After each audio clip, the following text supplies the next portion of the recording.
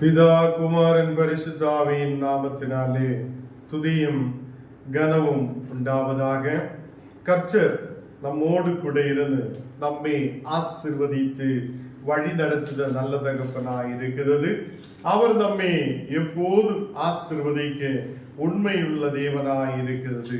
கர்த்தர் இன்னைக்கு கடந்து வந்திருக்கிற உங்களை யாவரையும் ஆசீர்வதித்து பலப்படுத்தி வழி நடத்துவார்.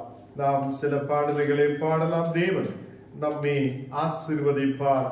அவர் நம்மோடு கூட இருந்து நம்மை வழி நடத்துபவராய் நம்மோடு கூட இருப்பார்.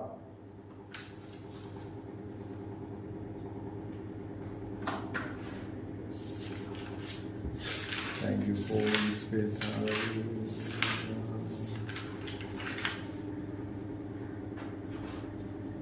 அல்லேலூயா. கர்த்தரே ஏகமாய் துதியுங்கள், அவர் நடத்தும் செய்களெல்லாம் பார்த்தோரை துதியுங்கள். அல்லேலூயா. கர்த்தரே ஏகமாய் துதியுங்கள், அவர் நடத்தும் செய்களெல்லாம் பார்த்தோரை துதியுங்கள். வல்லமையாய் கிரிய செய்யும் வல்லோரை துதியுங்கள். எல்லோரையும் ஏற்றுக்கொள்ளும் இயேசுவை துதியுங்கள். ராஜாதிராஜனா இயேசுராஜன் பூமியில் ஆட்சி செய்வார். அல்லேலூயா, அல்லேலூயா. தேவனை துதியுங்கள். ராஜாதிராஜனா இயேசுராஜன் பூமியில் ஆட்சி செய்வார். அல்லேலூயா, அல்லேலூயா. தேவனை துதியுங்கள். தேவனை உம்மை நாங்கள் துதிக்கிறேன், உம்மை நாங்கள் ஆராதிக்கிறேன், மகிமைப்படுத்துகிறேன். எல்லாவரும் கர்த்தரை துதிக்கட்டும். இந்த நாடுகளில் இவ்வளவு நேரம் தேவன் நம்மை பாதுகாத்தீரே. இந்த உலகத்தில் ஆயிருக்க தேவனை துதிக்க, தேவனுடைய வார்த்தைகளை தியானிக்க கர்த்தர் நமக்கு கிருபையை கொடுத்தீரே. தேவனே உம்மை நாங்கள் ஸ்தோத்தரிக்கிறேன், ஸ்தோத்தரிக்கிறேன், ஸ்தோத்தரிக்கிறேன். உம்மை நாங்கள் ஆராதிக்கிறேன், மகிமைப்படுத்துகிறேன். அப்பா, நீ நல்லவர், நல்லவர், வாக்கு மாறாத்த தேவன், நீ வல்லமையுள்ள தேவன், நீர் அற்புதத்தை செய்தவர், உன் வாக்கினால் சகலத்தையும் உருவாக்கினவர் நீரே. ஹல்லேலூயா. இந்த நாடுகளில் விசுவாசத்தோட நம்பிக்கையோட உம்முடைய பாதத்தில் நாங்கள் அமர்ந்திருக்கிறேன். ஹல்லேலூயா. தேவனே, நீர் எங்களை பரிசுத்தப்படுத்தும். தேவனே, உம்முடைய வசனத்தால் நீர் எங்களை பலப்படுத்தும். இந்த ராத்திரி வேளையில் அப்பா, நாங்கள் உம்மை துதிக்கும் போதே எங்கள் எல்லா பலவீனங்கள் மாற்றப்பட, கண்ணீரான சூழ்நிலைகள் மாற்றப்பட நீர் கிருபை செய்ததுக்காக ஸ்தோத்திரம். ஹல்லேலூயா. உம்மை நாங்கள் ஆராதிக்கிறேன், உம்மை நாங்கள் மகிமைப்படுத்துகிறேன், உம்மை நாங்கள் உயர்த்துகிறேன். அப்பா, ஹல்லேலூயா. தாழ்மையுள்ளவரிடம் தங்கிடுதே கிருபை, தாழ்மையுள்ளவரிடம் தங்கிடுதே கிருபை. வாழ்நாளெல்லாம் அது போதுமே, சுகமுடன் தம்பலனுடன் சேவை செய்ய கிருபை தாருமே. சேவை செய்ய கிருபை தாருமே. தன் கிருபை பெரிதல்லோ, என் ஜீவானிலும் அதே இம்மட்டும் காத்ததுவே இன்னும் தேவை கிருபை தாருமே, இன்னும் தேவை கிருபை தாருமே. கர்த்தரே, இந்த ராத்திரி வேளையிலப்பா உம்மை துதிக்க, உம்மை ஆராதிக்க, உம்மை ஜெபிக்க, உம்முடைய நாமத்தை உயர்த்த நீர் எங்களுக்கு கிருபை செய்தீரே, அதுக்காக நன்றி.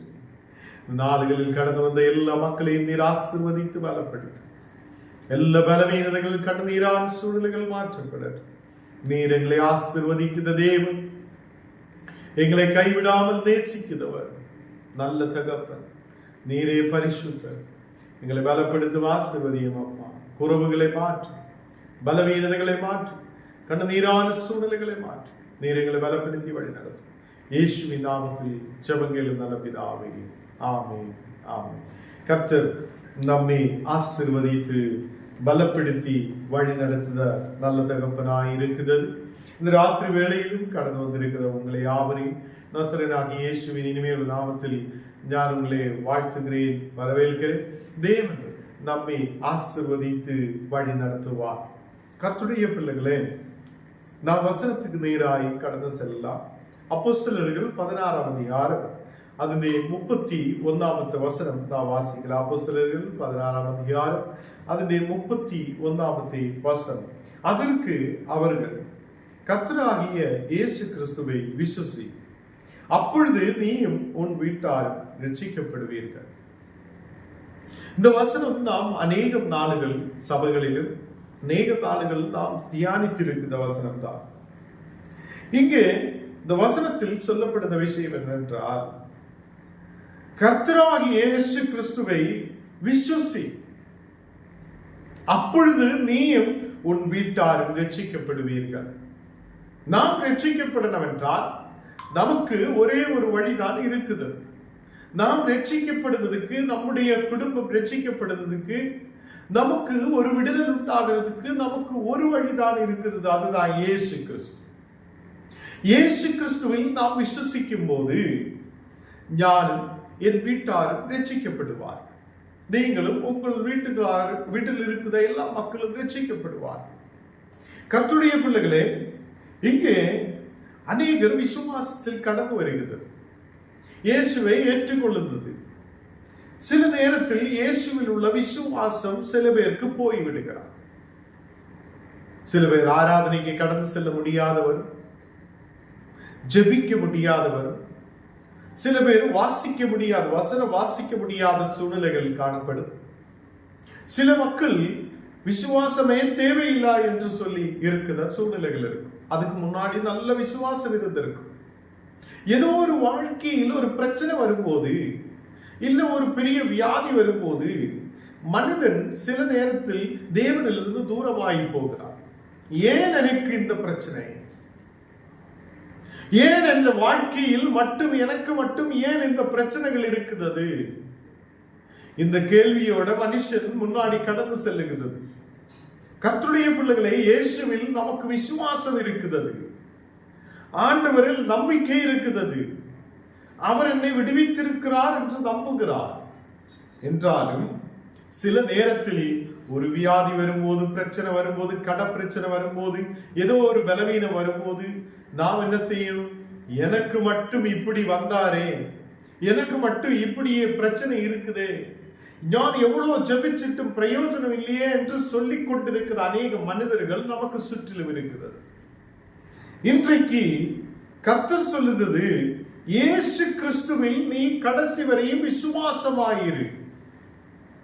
அவர் உன்னை ஆதரிப்பார், அவர் உன் தேவைகளை சந்திப்பார், அவர் உனக்கு விடுதலை கொடுப்பார், அவர் உன்னை வழி நடத்த உண்மையுள்ள தேவனாயிருக்கிறது. உலகத்தில் மனிதர்கள் மாறலாம், வார்த்தைகள் எப்போதும் மாறிவிடலாம். தேவனுடைய வார்த்தைகள் ஒருபோதும் மாறுவதில்லை. அவருடைய வாக்குத்தத்தங்கள் எப்போதும் நம்மேல் இருக்கிறது. நமக்கு வாக்குத்தத்தங்களை செய்த தேவன் நமக்கு அது நிறைவேற்ற உண்மையுள்ளவராயிருக்கிறது. இந்த நாளுகளில் நம்முடைய விசுவாசம் எப்படி இருக்குது என்று நினைத்து பாருங்கள். நான் சில சபைகளில் கடந்து செல்லும் போது அவங்களு மாலை எதுவும் போட மாட்டாங்க. அப்போ அவங்களோட வாழ்க்கையில் அவங்க சபைக்கு வரும்போது போட மாட்டாங்க, வெளியில் போகும்போது போடுகிறார். அப்போ என்னோட கேள்வி என்ன, நீ சபையில் வரும்போது மட்டும் போடுறது இல்லை, வெளியில் போகும்போதெல்லாம் மாலை போடுகிறார், கமல் போடுகிறார், எதெல்லாம் அவங்களுக்கு என்னென்ன போட முடியுமோ எல்லாமே போடுகிறார். அப்போ தேவனோடு கூட நீ ஒரு விஷயத்தை சொல்லி இருக்குது என்றால் எனக்கு இது தேவையில்லை என்று சொல்லியா அது வெளியிலும் அது நீ போடக்கூடாது. சில பேருடைய விசுவாசம் இப்படிதான் இருக்கிறார், சபையில் போகும்போது மட்டும் எனக்கு விசுவாசம் இருந்தால் போதும் என்று நினைக்கிறது. சபைக்குள்ள ஏறும்போது மட்டும் எனக்கு விசுவாசம் போதும் என்று நினைக்கிற சில பேர் இருக்கு. நான் சபையில் போகும்போது மட்டும் ஜெபிச்சா போதும், வீட்டில் இருக்கும்போது எனக்கு ஜெபம் வேண்டாம், எதுவும் வேண்டாம் என்று நினைக்கிறது சில பேர் இருக்குது. கர்த்தருடைய பிள்ளைகளே, உன் பலவீனமான சூழ்நிலைகள் இருக்கும் போது நீ நம்பிக்கை வைக்கட்டும், இயேசு என்னை விடுவிப்பார். அல்லேலூயா. கர்த்தர் என்னை விடுவிப்பார், அவர் என் வியாதிகளை குணமாக்குவார், அவர் என் தேவைகளை சந்திப்பார், இப்போ இருக்கிற பிரச்சனைகளில் ஒரு விடுதலை தருவார் என்று நீ நம்பிக்கையுள்ளவராய் முன்னாடி கடந்து செல்ல. சோர்வோட கீழே விழுந்து விடுதவங்களா இல்ல, நாம் சோர்வோட கீழே விழுந்து விடுதவங்களாய் கூட ஆகக்கூடாது. கர்த்தருடைய பிள்ளைகளே, நம்முடைய விசுவாசத்தில் ஒரு வளர்ச்சி வேணும். வியாதி என்னை கீழே தள்ளிவிட மாட்டேன், ஏனென்றால் கர்த்தர் என்னோடு கூட இருக்கிறது. அந்த கர்த்தர் என்னை தொடுவார், எனக்கு ஒரு விடுதலை அனுப்புவார் என்ற நம்பிக்கையோடு நாம் காணப்படும். ஒரு கணப்பிரச்சனை ஒன்று வாழ்க்கையில் வந்து என்ன இருக்கலாம், எல்லாம் முடிஞ்சு விட்டது, இனி எனக்கு முடியாது, முன்னாடி போக முடியாது என்று அல்ல. நான் வாழணும், கர்த்தர் எனக்காக இருக்கிறார் என்று நாம் விசுவசிக்கிறோம். போன நாளுகளில் நமக்கு தெரியும், ஒரு தமிழ்நாட்டில் ஒரு இடத்தில் நல்ல பண வசதிகள் எல்லாம் இருக்கிற ஒருவன் தன் மனைவியையும் ஒரு 9ஆம் கிளாஸ் படிக்கிற அவங்களோட பெண் பிள்ளையையும் அடித்து நொறுக்கி அதை சாகடித்துட்டு அவனும் போய் ஒரு லாரிக்கு முன்னாடி சாகுறான். இன்றைக்கு வாழ்க்கை எங்க இருக்குதுன்னு பாருங்க. அவங்களுக்கு வீடு இருக்கிறார், பணம் இருக்கிறார், செல்வங்கள் இருக்கிறார், நல்ல விதமான எல்லாமே இருக்கும் போதும் ஏதோ ஒரு பிரச்சனை வந்தாச்சு, கடன் வந்தாச்சு, இல்ல ஒரு பிரச்சனை வந்தாச்சு, உடனே அவன் நேசித்த அவனுடைய பிள்ளையை சாகடிக்கிறான், அவன் நேசித்த அவனுடைய மனைவியை சாகடிக்கிறான்.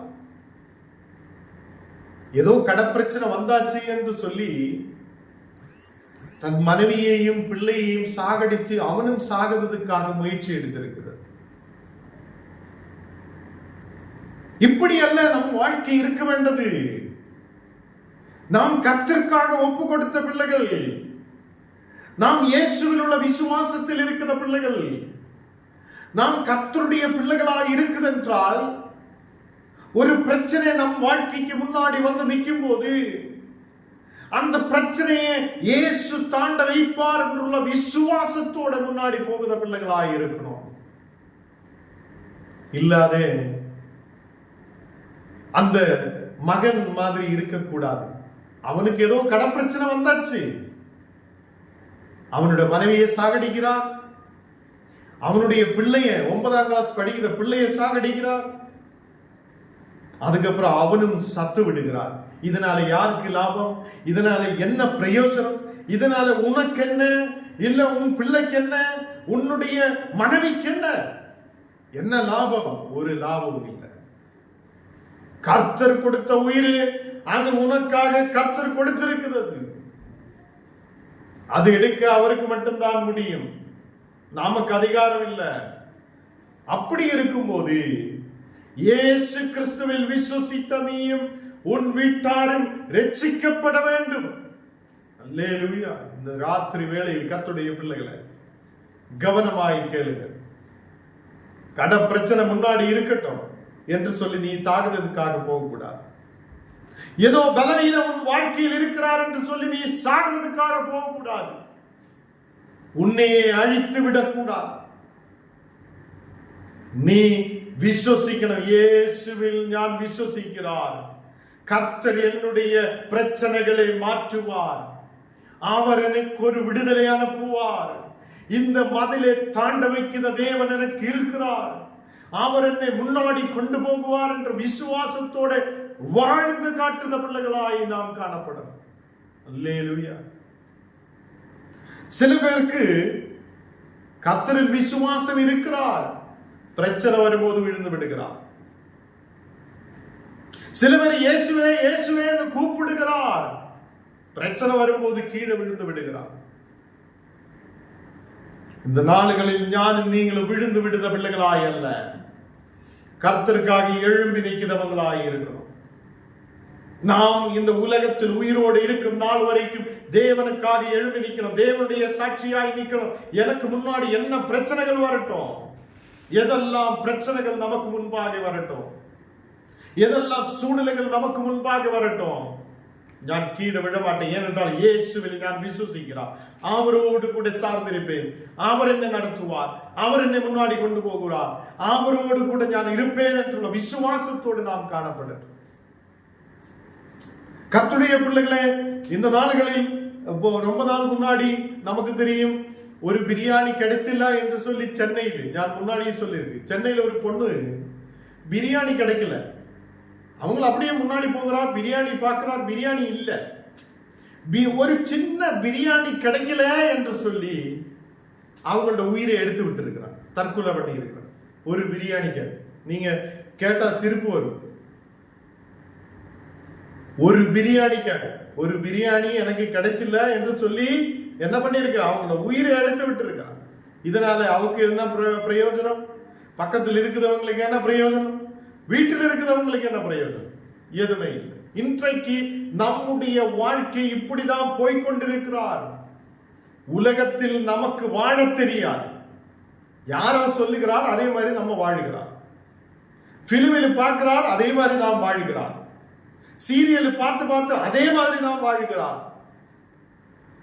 அட்வர்டைஸ்மெண்ட் சொல்லுறதை எல்லாம் கேட்டு கேட்டு நாம் போய் பர்ச்சேஸ் பண்ணிட்டே இருக்கிறார். அதுதான் நம்ம வாழ்க்கை. இன்னைக்கு யாரோ ஒருத்தர் சொல்லுகிறார், நம்ம அது செய்கிறோம். கர்த்தர் சொல்லுறதை நாம் கேட்கிறதே இல்லை. இன்றைக்கு மனித குணம் நம்மிலிருந்து விட்டு போயிருக்கிறது.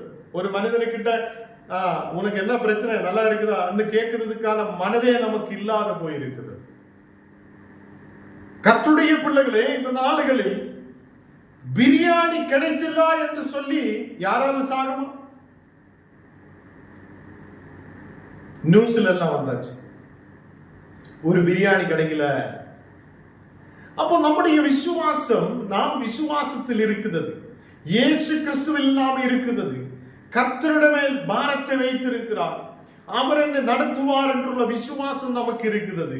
கர்த்தருடைய பிள்ளைகளே, ஞானம் என் வீட்டார் ரட்சிக்கப்பட வேண்டும் என்று யாரெல்லாம் நினைக்குதோ, அவங்களோட அம்மாவும் அப்பாவும் தகப்பனும் தாயும் அவங்களோட குடும்பத்திலே எல்லா மக்களும், அண்ணன் தம்பி தங்கச்சி எல்லாமே ரட்சிக்கப்படுதவங்களாய் மாற்றப்படும். கணவன் மனைவி பிள்ளைகள் ரட்சிக்கப்படுதவங்களாய் மாற்றப்படும். நீ என்ன செய்ய வேண்டும்? இயேசுவில் விசுவசி. ஏதோ இப்போ ஒரு தலைவலி மாறணும் என்று சொல்லி இயேசுவில் விசுவசிக்கிறது அல்ல. இப்ப ஏதோ சாப்பாடு கிடைக்கும் என்று சொல்லி இயேசுவில் விசுவசிக்கிறவங்களாய் மாற்றப்படக்கூடாது. நம்முடைய விசுவாசம் உள்ளத்திலிருந்து வரணும். கடைசி வரையிலும் நான் தேவனை தேடுவேன், கடைசி வரையிலும் நான் தேவனோடு கூட யாயிருப்பேன். அவர் கொடுத்தாலும் கொடுத்திருந்தாலும், நல்லா வச்சாலும் வச்சிருந்தாலும் நான் தேவனுக்காக நிற்பேன் என்றுள்ள விசுவாசத்தோடு நாம் முன்னாடி கடந்து செல்ல பிள்ளைகளாக இருக்கணும். கர்த்தருடைய பிள்ளைகளே, இங்கே சிறைசாலையில் இருக்கிற மக்கள், அவங்களுடைய கை காலுகள் கெட்டியிருந்த எல்லா சங்கலைகள் அழிக்கப்படுது, வாசல்கள் திறக்கப்பட்டு இருக்கிறது. அங்கே ஒருவன், அந்த சிறைசாலையின் அதிபதி, அவன் என்ன செய்கிறான்? சிறைசாலையின் அதிகாரி தன்னையே கொலை பண்ண பார்க்கிறார். ஞானினி சாகலாம், ஞானினி உயிரோடு இருக்க வேண்டாம். ஏனென்றால் என்னுடைய இந்த சிறைசாலையிலிருந்து எல்லா மக்களும் ஓடிவிட்டது என்று அவன் நினைத்திருக்கிறான். உன்னுடைய நினைவுகள் தான் பிரச்சனை. இன்றைக்கு என்ன கேட்கிற கர்த்தருடைய பிள்ளைகளே, நாம் சில நேரத்தில் யோசிக்கிற யோசனை சரியில்லை. நான் சொல்றது ஏதோ தவறு யோசிச்சு அது இது அல்ல.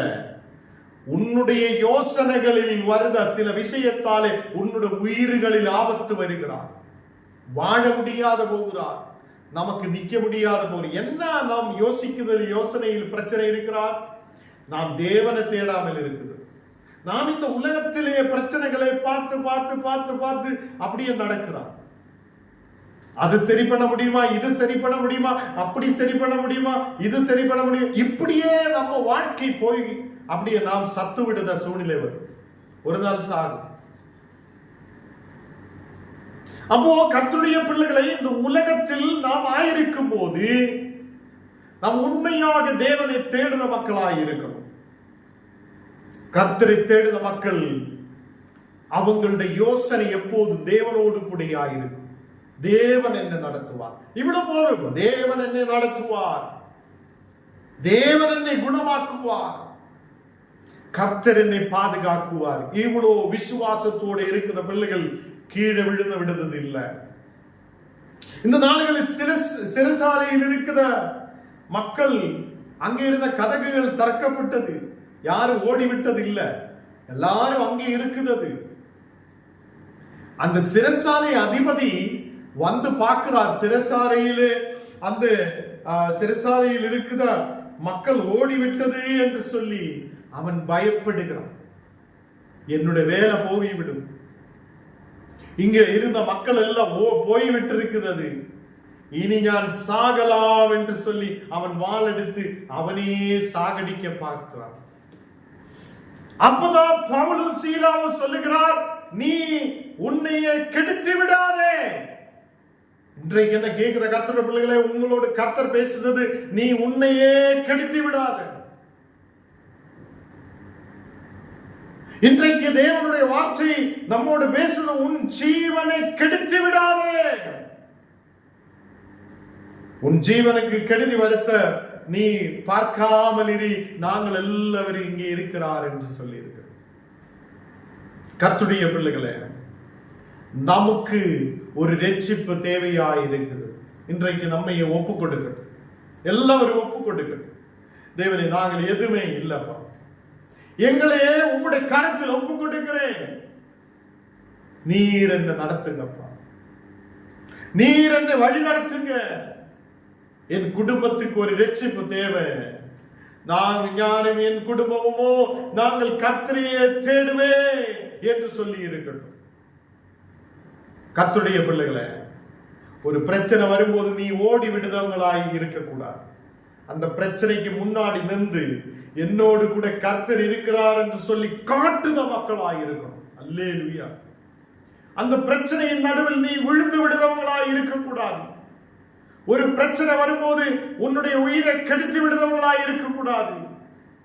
நீ அங்கே நின்று உன் தேவன் என்னோடு கூட இருக்கிறது, அவர் உயிர் உள்ள தேவன் என்று நாம் காட்டுத பிள்ளைகளாய் காணப்படணும். அல்லேலூயா. நாம் ஜெபிக்கும் போதே கர்த்தர் நம் நடுவில் இறங்கி வந்து பெரிய அற்புதத்தை செய்ய முடியுதவர் என்று அநேக நாளுகள் நாம் பார்த்தது இல்லையா? தேவன் நம்முடைய முன்னாடியே அற்புதத்தை செய்தது இல்லையா? அவர் நமக்கு விடுதலை கொடுத்தது இல்லையா? இந்த நாளுகளில் நம்முடைய விசுவாசம் எங்க போய் இருக்குது? நம்முடைய விசுவாசம் எங்கே இருக்கிறது? சில பேர் இப்படிதான் கர்த்தருடைய பிள்ளைகளை, கர்த்தர் வேணும் எனக்கு சாத்தானு வேணும்னு சொல்லுது சில பேர் இருக்குது. இந்த நாளுகள் உலகத்தில் நிறைய கிறிஸ்தவர் இப்படிதான் இருக்கிறார். எனக்கு சாத்தானு வேணும், எனக்கு ஆண்டவர் வேணும், ரெண்டு வேணும்னு சொல்லி இருக்கிற மக்கள் இருக்கிறார். ரெண்டு வளத்தில் காலி வச்சு இருக்க முடியாது. நீ எங்கேயாவது ஒரு இடத்தில் இரு. இல்ல உனக்கு முடிஞ்சல நீ கிறிஸ்தவனா இருக்கணும்னு யாருமே சொல்லுறது இல்ல. யாராவது சொல்லி இருக்கா? உன்னை தேவையே இல்லை கிறிஸ்தவனா இருக்கணும்னு யாராவது சொல்லி இருக்கா?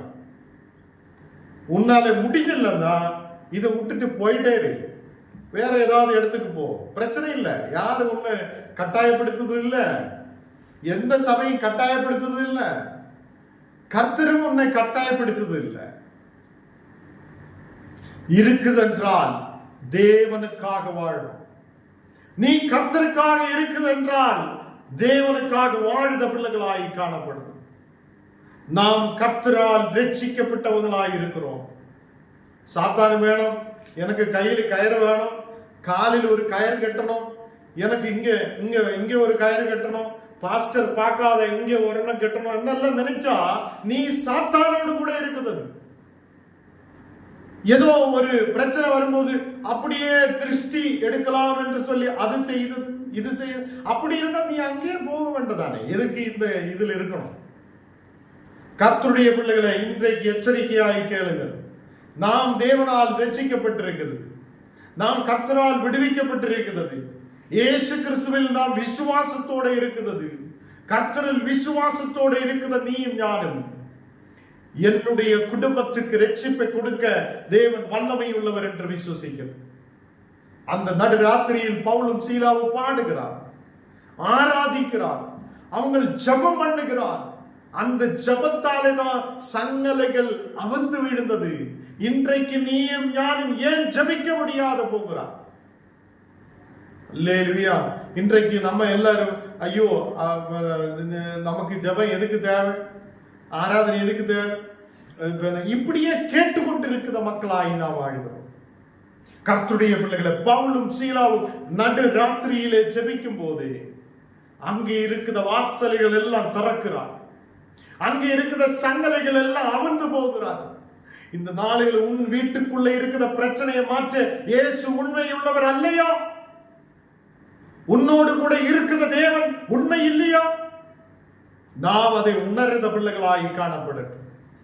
இன்றைக்கு கர்த்தருடைய பிள்ளைகளே, இந்த சிறைச்சாலையின் அதிகாரி அவனையே கொலை பண்ண பார்க்கும் போது எல்லாம் முடிந்து விட்டது, இனி எனக்கு வாழ வேண்டாம், இனி நான் நிற்க வேண்டாம் என்று நினைக்கும் போது அந்த பவுலும் சீலாவும் சொல்லுகிறார், நீ உன்னையே கெடுத்த வேண்டாம், உன் ஜீவனுக்கு இனி ஆபத்து வைக்க வேண்டாம். ஏனென்றால் நாங்கள் இங்கே இருக்கிறோம், நாங்க யாரும் ஓடிவிட்டது இல்லை. இன்றைக்கு கர்த்தருடைய பிள்ளைகளை உங்களை பார்த்து தேவனுடைய வார்த்தை சொல்லுகிறது, நீங்க தேவனுடைய பிள்ளைகளாக இருக்கிறோம். பயத்தாலே நடுக்கத்தாலே இந்த உலகத்தில் அதை வாழுத மக்கள் அல்ல. நாம் அப்பா பிதாவே என்று கூப்பிட கர்த்தர் நமக்கு புத்திர சீகாரத்தின் ஆவியை கொடுத்திருக்கிறது. அவர் நம்மோடு கூட இருக்கிற தேவன். நாம் ஜெபிக்கும் போது நமக்கு விடுதலை கொடுக்க கர்த்தரால் முடியும் என்று நீ விசுவசிக்க. இயேசு கிறிஸ்துவில் விசுவசிக்கட்டும். இயேசு கிறிஸ்துவில் விசுவசிக்கிற ஒரு பிள்ளை அவரும் அவனுடைய குடும்பம் ரட்சிக்கப்படுவார். நாம் நாசத்திலேக்கு போகிறவங்களாய் அல்ல, நாம் இந்த உலகத்தில் அழிந்து போகிறதுக்காக உள்ள ஒரு ஆத்மாவ் அல்ல. நாம் தேவனோடு கூட இந்த உலகத்தில் இருந்து சாட்சியோடு இருக்க, அநேகருக்கு உதவியா இருக்க, மனித குணமுள்ளவராய் இருக்க, அன்பு செலுத்துதவங்களாய் இருக்க தேவன் நம்மை அழைத்திருக்கிறது. அந்த மகன் கேட்கிறார், ஆண்டவன்மாரே, ரட்சிக்கப்படுவதற்கு நான் என்ன செய்ய வேண்டும் என்று கேட்கிறார். பவுலே சீலாவே, நான் என்ன செய்ய வேண்டும், ரட்சிக்கப்படுவதற்கு நான் என்ன செய்ய வேண்டும்? அப்பதான் அவங்க சொல்லுகிறார், இன்றைக்கு நீ இயேசு கிறிஸ்துவில் விசுவசிரு. இன்றைக்கு நீ இயேசு கிறிஸ்துவில் விசுவசிரு. அப்போது நீயும் உன் வீட்டார் ரட்சிக்கப்படுவார். கர்த்தருடைய பிள்ளைகளை, இன்றைக்கு என்ன இந்த வசனத்தை கேட்குதா? உங்களோடு தேவன் பேசுகிறது.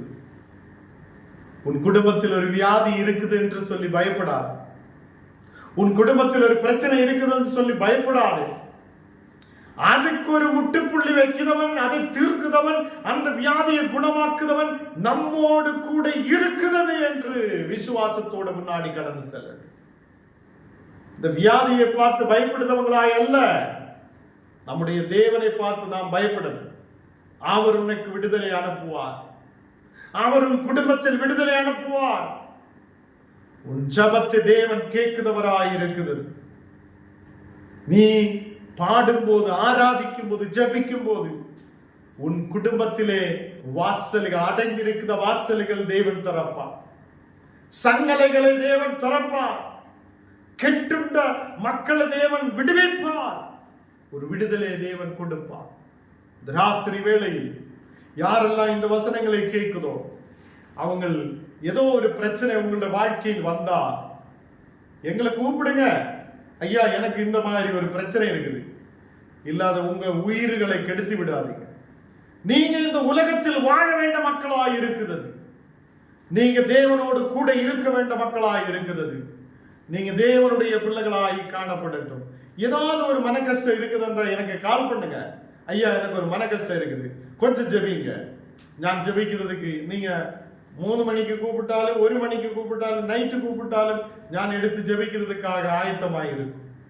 கர்த்தருடைய பிள்ளைகளே, தேவன் உங்களுடைய குடும்பங்களையும் உங்களையும் பாதுகாத்து வழி நடத்துவார். எல்லாரும் கண்ணுகளை மூடலாம், ஜெபிக்கலாம். தேவனே, பரிசுத்த பிதாவே, இந்த ராத்திரி வேளையில் அப்பா நீர் எங்களோடு கூட பேசின கிருபைக்காக ஸ்தோத்திரம்.